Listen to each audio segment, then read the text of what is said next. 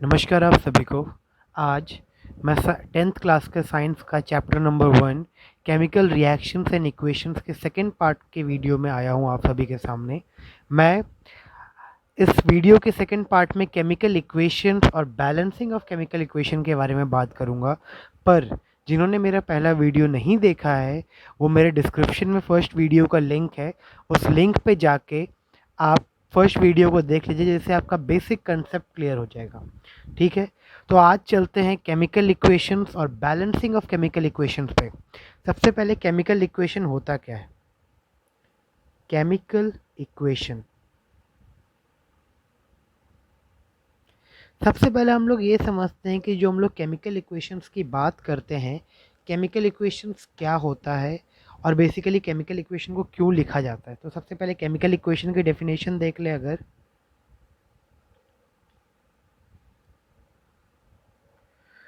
The method of representing a chemical equation, the method of representing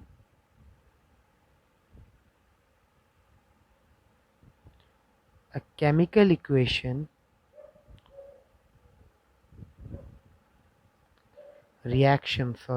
chemical reaction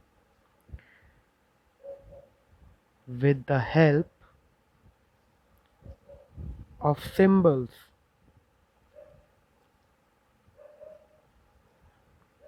and formulas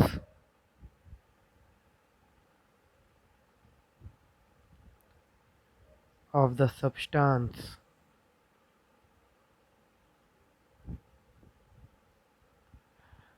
involved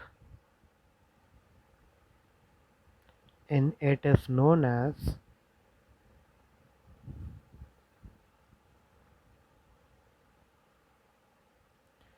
chemical equation।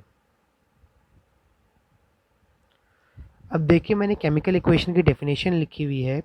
The method of representing a chemical reaction with the help of symbol and formulae of the substance involved in it is known as chemical equation.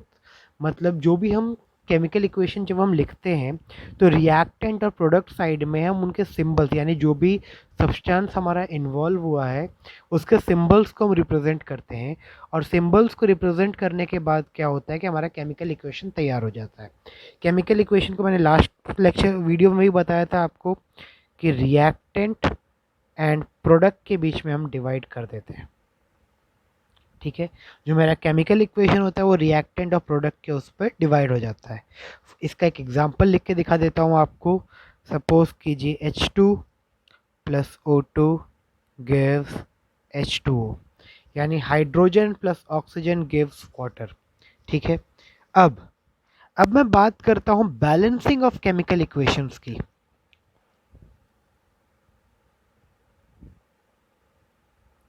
Balancing of chemical equation,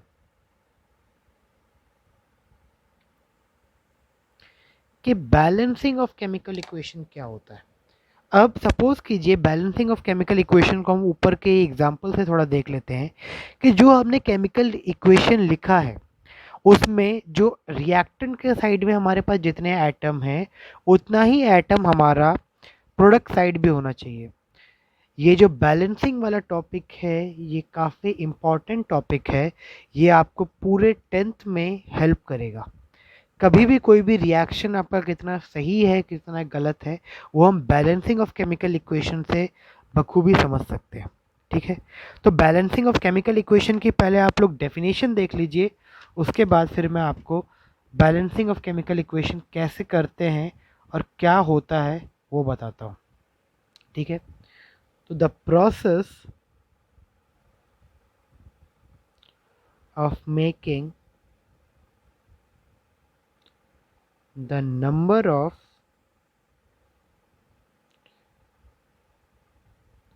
different types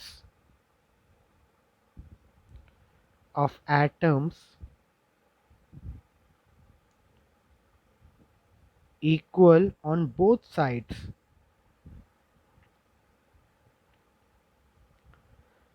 of an equation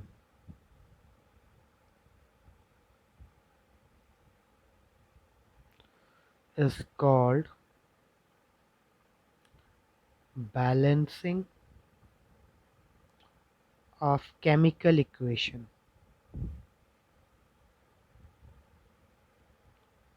जैसा कि आप सभी देख रहे हैं, balancing of chemical equation में the process of making the number of different type of atoms equal on both side of an equation is called balancing of chemical equation. मतलब number of atoms हमें equation के both side यानी reactant side और product side दोनों side equal रखना पड़ता है, तभी हमारा कोई भी रिएक्शन बैलेंस होता है। अब बैलेंसिंग ऑफ केमिकल रिएक्शन को या इक्वेशन को समझने का एक और तरीका है जो हमारे डे टू डे लाइफ में हम देखते भी हैं। ये बेसिकली क्या है, जब भी हम कोई सामान खरीदने जाते हैं मार्केट में, सपोज़ कीजिए अगर आप कोई सब्जी वगैरह लेने जा रहे हैं, तो जो सब्जी वाला है वो आपको वेइंग मशीन में, तो वो वेइंग मशीन जो है पुरानी वाली वेइंग मशीन जो होती थी उसमें वो आपको तौल के देता था। तो उसका एग्जाम्पल मैं आपको एक डायग्राम बना रहा हूँ, आपके शीट पे स्क्रीन पे आपको डायग्राम दिखेगा, आप उस डायग्राम को देख के थोड़ा समझिए।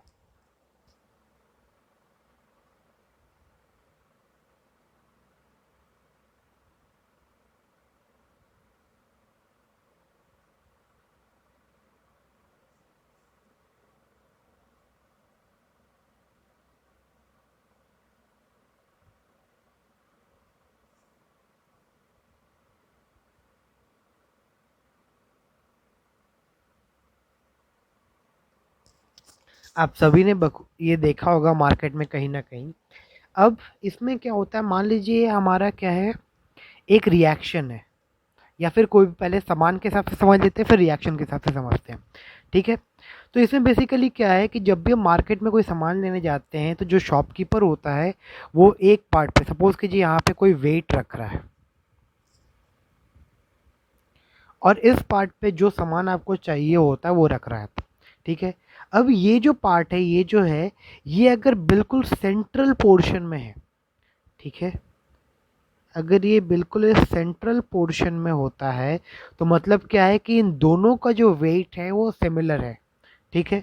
अब कोई भी जैसे आप देखते हैं तो वो सामान क्या करता है, वो धीरे धीरे रखता है या फिर निकालता है, जिसके कारण क्या होता है कि ये जो आपका पार्ट है ये क्या होता है, बिल्कुल इक्वल आता है, यानी इस लाइन पे क्या होता है, बिल्कुल इक्वल होता है, जिसके कारण क्या होता है, जो आपका जितना वेट यहाँ पे है उतना ही वेट यहाँ पे होता है। सपोज़ कीजिए आपको कुछ 1 kg लेना है, तो यहाँ पे आपने 1 kg डाला और वेट भी आपने 1 kg का रखा, तो जितना 1 kg का वेट है आपका सामान भी ऑटोमेटिकली यहाँ पे 1 kg का बन जाता है। मतलब क्या, जितना सामान इधर उतना सामान इधर। अब इसको अगर केमिकल इक्वेशन के हिसाब से समझे तो ये मेरा क्या हो गया, रिएक्टेंट, एंड ये मेरा क्या है, प्रोडक्ट। तो जितना मेरा रिएक्टेंट है उतना ही मेरा प्रोडक्ट होना चाहिए। आई होप आप सभी को समझ आ रहा हो कि मैं क्या एग्जांपल क्या बताना चाह रहा हूँ इसमें, कि ये जितना है उतना ही ये भी होना चाहिए। हाँ जी। अब बेसिकली हमें नेक्स्ट पार्ट देखना है कि जब भी हम कोई केमिकल इक्वेशन लिखते हैं तो उस केमिकल इक्वेशन को हमें और इन्फॉर्मेटिव बनाना होता है, यानी उस केमिकल इक्वेशन को देख के हमें और जानकारी मिल जाए कि उस केमिकल इक्वेशन में क्या है नहीं है। तो इस चीज़ के लिए, केमिकल इन्फॉर्मेशन को और इन्फॉर्मेटिव बनाने के लिए हमारे पास कुछ चीज़ें होती हैं। सबसे पहला क्या, फिजिकल स्टेट, कि जो भी हम रिएक्शन लिख रहे हैं उसका फिजिकल स्टेट क्या है, ये हो गया हमारा पहला पार्ट। फिजिकल स्टेट मैंने आप लोगों को लास्ट वीडियो में भी बताया था कि फिजिकल स्टेट क्या होता है। दूसरा, कंडीशंस। अब इनको हम थोड़ा ध्यान से समझते हैं। जब भी हम कोई रिएक्शन लिखते हैं तो हमें कंडीशंस और फिजिकल स्टेट कहाँ पे लिखा जाता है और क्यों कैसे लिखा जाता है, वो सबसे पहले मैं आपको फिजिकल स्टेट बता दूं कि 3 तो मैंने आपको लास्ट वीडियो में बताया था, एक और मैं आज आपको दिखाऊंगा इस वीडियो में।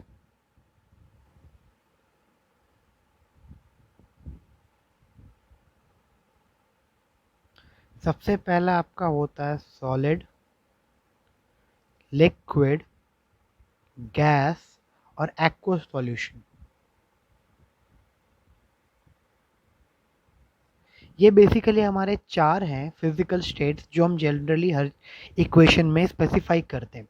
सॉलिड जो कि बिल्कुल हार्ड होता है, लिक्विड जो मोटाइल होता है, गैस जो इवेपोरेट हो जाए, और एक्वस सॉल्यूशन। एक्वस सॉल्यूशन वो सॉल्यूशंस होते हैं अगर किसी भी कंपाउंड को अगर आप वाटर के साथ कंबाइन कर देते हैं, यानी उसके अंदर वाटर के कंपोनेंट्स मिला देते हैं, तो वो आपका एक्वस सॉल्यूशन बन जाता है। ठीक है, और कंडीशंस कहाँ पे लिखते हैं वो भी मैं आपको बताता हूँ। सपोज कीजिए मैं आपको इसी के लिए एक एग्जांपल लिख के दिखाता हूँ कि आपको ये समझ में आ जाए कि जो भी हम केमिकल रिएक्शंस लिख रहे हैं उसमें उसको कैसे इंफॉर्मेटिव बनाया जाता है, फिजिकल स्टेट कहाँ लिखा जाता है। सपोज कीजिए मैं एक रिएक्शन दे रहा हूँ, calcium hydroxide combines with carbon dioxide to give calcium carbonate and water। ये एक मेरी केमिकल इक्वेशन है। अब मैं पहले नाम भी लिख दूं जिससे आपको प्रॉब्लम ना हो।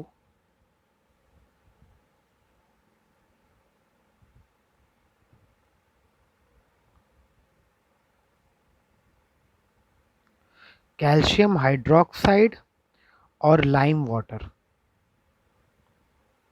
ये आप सभी को वेल नोन है, कार्बन डाइऑक्साइड, और ये मेरा क्या है, कैल्शियम कार्बोनेट।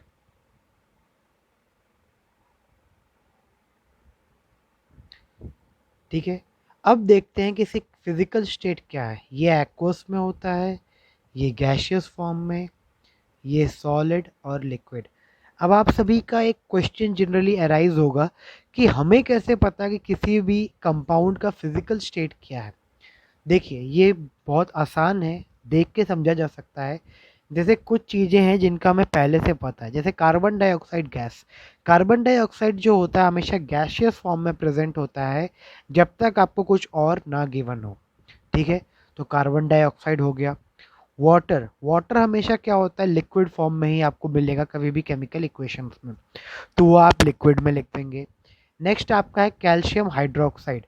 अब कैल्शियम हाइड्रोक्साइड में आपका क्या है, वाटर कंपोनेंट है, हाइड्रोक्साइड है, हल्का वाटर कंपोनेंट मिला हुआ होता है, इसलिए क्या है, एक्वा सॉल्यूशन बन गया। और सोडियम कार्बोनेट जो होता है ये आपके सॉल्ट के फॉर्मेट में होता है, तो इसलिए ये आपका क्या है, सॉलिड। अब बात करते हैं कि जो कंडीशन है ये कहाँ लिखी जाती हैं। तो ये जो आपका एरो है, इसी एरो पे हम कंडीशंस लिखते हैं। ठीक है, कि जो हमारा रिएक्शन है उसके कंडीशन क्या है। ठीक है, ये इतना आपको समझ में अगर आ गया हो तो मैं आपको नेक्स्ट पोर्शन पे ले रहा हूँ, जो है बैलेंसिंग ऑफ केमिकल इक्वेशन, कि हम किसी भी केमिकल इक्वेशन को बैलेंस कैसे करते हैं।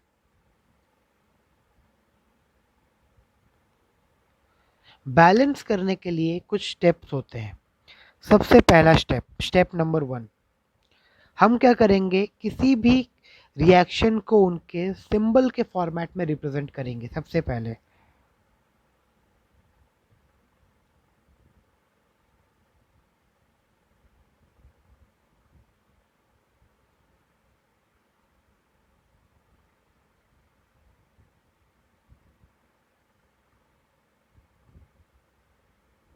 सिंबल या सिंबॉलिक।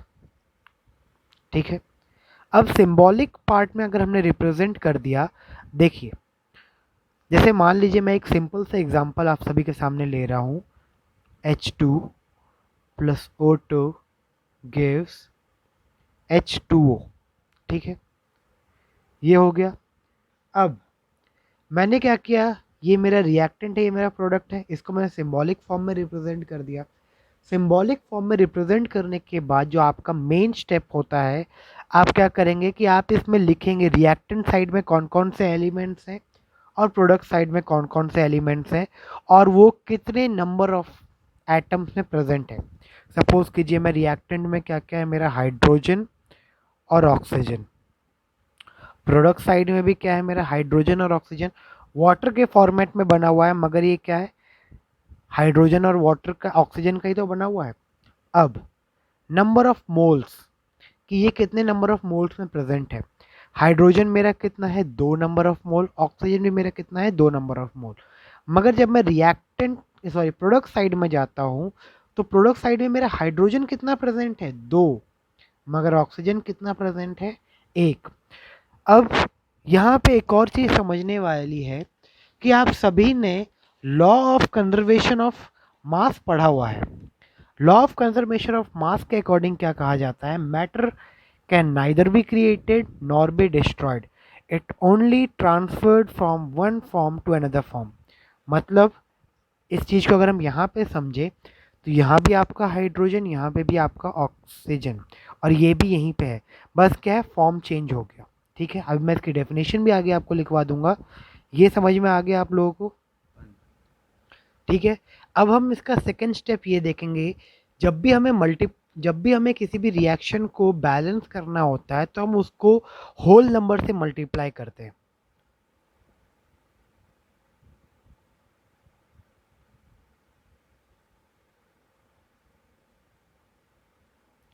सपोज कीजिए मेरा रिएक्शन था H2 plus O2 gives H2O। मैंने रिएक्टेंट साइड में आपको लिखाया था प्रोडक्ट साइड में एक। अब मुझे बैलेंस किसको करना है? ऑक्सीजन को, क्योंकि मेरा ऑक्सीजन अनबैलेंस है। अब ऑक्सीजन कहाँ पे अनबैलेंस है? प्रोडक्ट साइड में।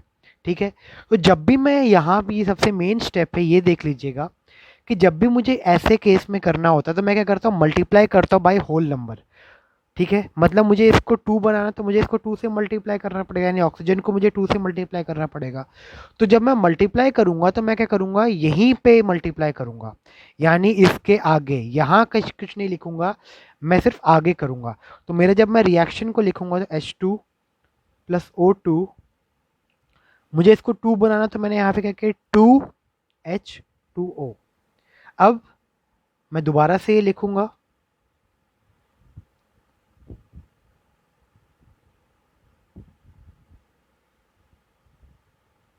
मगर अब यहाँ पे थोड़ा ध्यान देने की चीज़ है।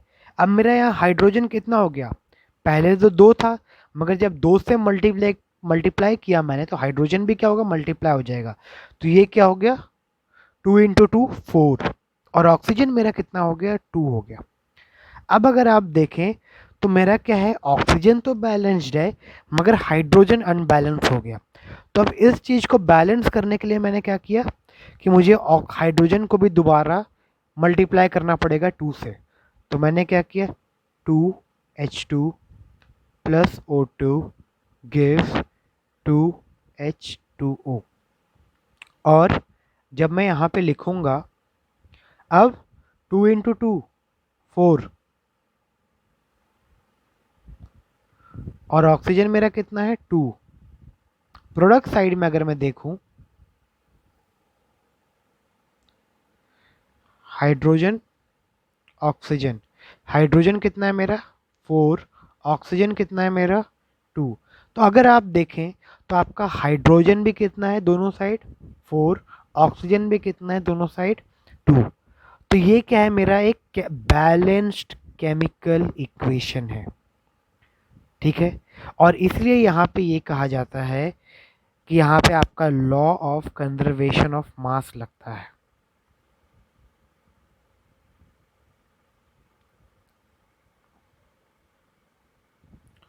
यानी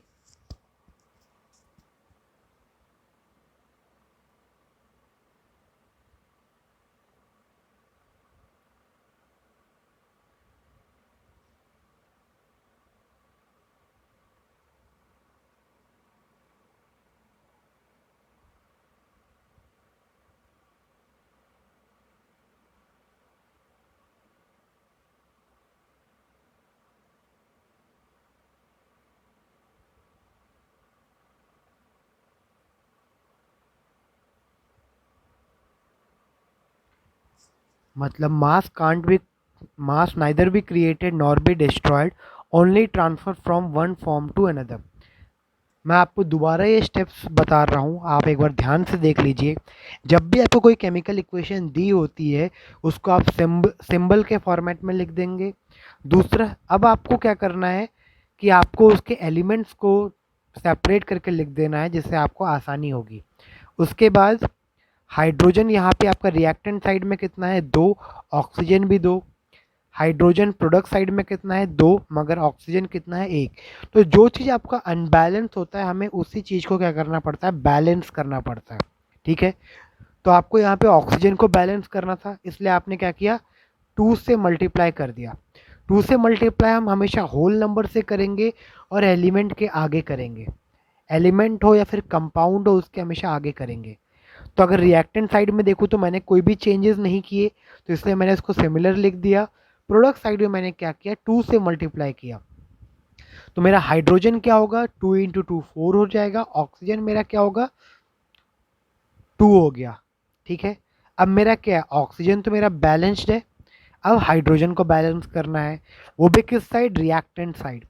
तो मैंने क्या किया, रिएक्टेंट साइड भी 2 से मल्टीप्लाई कर दिया, 2 × 2 4, ऑक्सीजन मेरा एज इट इज 2 × 2 4 और ये 2। जिसके कारण क्या हुआ कि मेरा केमिकल इक्वेशन जो है बैलेंस्ड हो गया। आप लोग एक बार देख लीजिए, फिर मैं अभी आपको एक नेक्स्ट एग्जांपल समझाता हूँ जिससे आपको थोड़ा और क्लियर हो जाएगा। अब हम देखते हैं एक नेक्स्ट एग्जांपल बैलेंसिंग पे। एग्जांपल नंबर 2, इसमें हम देखेंगे H2 plus Cl2 gives HCl, यानी hydrogen plus chlorine gives hydrochloric acid जिसे आप लोग कहते हैं वो। अब अगर इसे बैलेंस करना हो तो सबसे पहले हम क्या करेंगे, चेक करेंगे कि रिएक्टेंट साइड में कितने हमारे एलिमेंट्स हैं, देन प्रोडक्ट साइड। तो जितना आपका रिएक्टेंट साइड होगा उतना ही आपका प्रोडक्ट साइड में भी होगा, आपको चेंज नहीं करना उसे। ठीक है, अब हाइड्रोजन कितना है रिएक्टेंट साइड में, 2, क्लोरीन कितना है, 2, मगर यहाँ पे दोनों ही कितने हैं, 1 1। ठीक है, अब इसे बैलेंस करने के लिए हम क्या करेंगे, हमने देखा था कि अब ये दोनों ही यहाँ पे अनबैलेंस है, तो इसे बैलेंस करने के लिए हम मल्टीप्लाई करेंगे, और किससे मल्टीप्लाई करेंगे, 2 से। तो देखिए यहाँ पे H2 plus Cl2 gives 2HCl। ठीक है, अब दोबारा वही सेम काम,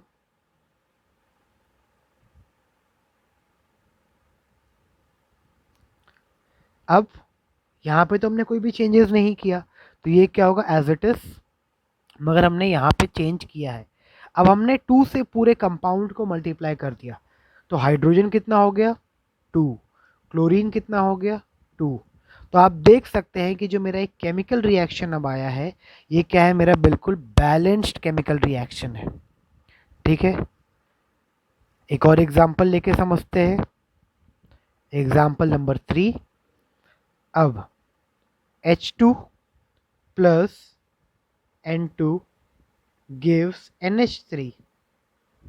ठीक है, अब अगर देखें इसकी फिजिकल स्टेट भी अगर थोड़ी देख लें, तो ये भी मेरा गैस, ये भी मेरा गैसियस, ये भी मेरा गैसियस स्टेट। अब यहाँ पे मेरा क्या है, HN, यहाँ पे भी क्या होगा, HN। अब देखिए हाइड्रोजन कितना है, 2, नाइट्रोजन 2, मगर यहाँ पे हाइड्रोजन कितना है, 3, और नाइट्रोजन कितना है, सिर्फ 1।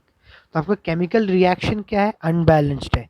अब इसे बैलेंस करने के लिए हम क्या करेंगे, देखिए यहाँ पे बैलेंस करने का एक आसान तरीका भी है, मगर आप लोग जनरल तरीका पहले देखिए जिससे आपको समझ में आ जाए। अब नाइट्रोजन कितना है, 2, यहाँ पे 1, तो मैं क्या करना चाहता हूँ, सबसे पहले नाइट्रोजन को बैलेंस करना चाहता हूँ। तो मैं अगर इस नाइट्रोजन को यहाँ पे 2 से मल्टीप्लाई कर दूँ तो क्या होगा, H2 plus N2 gives 2NH3, hydrogen nitrogen, hydrogen nitrogen, hydrogen same 2, nitrogen 2। अब यहाँ पे क्या होगा, चेंज हो जाएगा, हाइड्रोजन कितना है, 3 × 2 6, नाइट्रोजन क्या हो गया, 2 हो गया। ठीक है, इतना क्लियर है। अब हमने यहाँ पे देखा कि हमने 2 से मल्टीप्लाई कर दिया तो ये आ गया। अब मुझे किसको बैलेंस करना है, हाइड्रोजन को, वो भी किस साइड, रिएक्टेंट साइड। तो अगर मैं इस हाइड्रोजन को मुझे 6 करना है, अगर मैं यहाँ 3 से मल्टीप्लाई कर दूँ तो मेरा बैलेंस हो जाएगा, 3H2 plus N2 gives 2NH3, जिसमें देखिए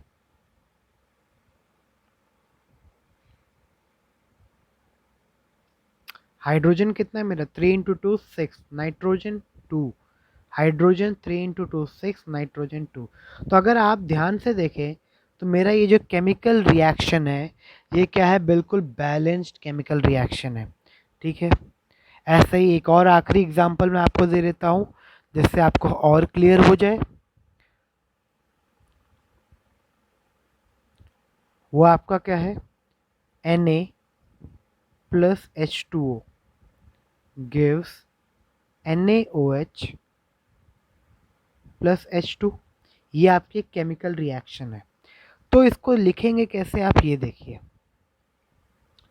हमारा एलिमेंट कौन कौन सा है, सोडियम, हाइड्रोजन और ऑक्सीजन। ठीक है, ये मेरा है सोडियम,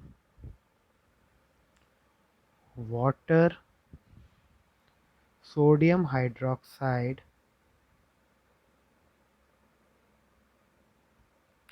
और हाइड्रोजन। ठीक, अब सोडियम, हाइड्रोजन और ऑक्सीजन, यहाँ पे भी वही होगा जो आपने यहाँ पे लिखा है, कोई चेंजेस नहीं आएंगे। सोडियम कितना है, 1, हाइड्रोजन 2, ऑक्सीजन 1। सेम यहाँ पे सोडियम कितना है, 1। हाइड्रोजन की बात की जाए तो यहाँ पे भी एक हाइड्रोजन है और यहाँ पे भी हाइड्रोजन है, तो इन सबको हम ऐड कर देंगे, 2 + 1 3। और ऑक्सीजन कितना है, सिंपल सिंगल। अब अगर हम देखें तो हमारा अनबैलेंस क्या है, हाइड्रोजन, यहाँ पे 2 यहाँ पे 3। तो आप देख सकते हैं कि आपको दोनों साइड ही बैलेंस करना पड़ेगा। तो जब आपको ऐसा हो जाए तो दोनों साइड बैलेंस करने के लिए आप किसी एक जगह पे ऐसा करें जो आपका बैलेंस हो।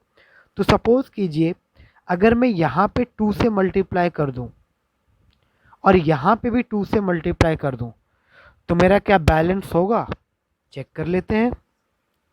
Sodium +2H2O gives 2 NaOH plus H2। ठीक है, अब सोडियम कितना है मेरा, 1, हाइड्रोजन कितना है, 2 × 2 4, ऑक्सीजन कितना है मेरा, 2। प्रोडक्ट साइड भी देख लेते हैं, सोडियम, हाइड्रोजन और ऑक्सीजन। सोडियम कितना हो गया, 2, ऑक्सीजन 2, हाइड्रोजन 2 + 2 4। अगर आप देखें इस पूरे में तो आपका सब कुछ बैलेंस्ड है सिवाय सोडियम के। आपको सोडियम को भी बैलेंस करना है। सोडियम को बैलेंस करने के लिए आप अगर यहाँ पे 2 से मल्टीप्लाई कर दें तो आपका पूरा केमिकल रिएक्शन क्या होगा, बैलेंस्ड हो जाएगा। तो अब मुझे सोडियम को बैलेंस करना है तो मैं यहाँ पे 2 से मल्टीप्लाई करूँगा, 2Na + 2H2O gives 2NaOH plus H2। ठीक है, अब अगेन मैं वही सेम चीज़ लिखूंगा,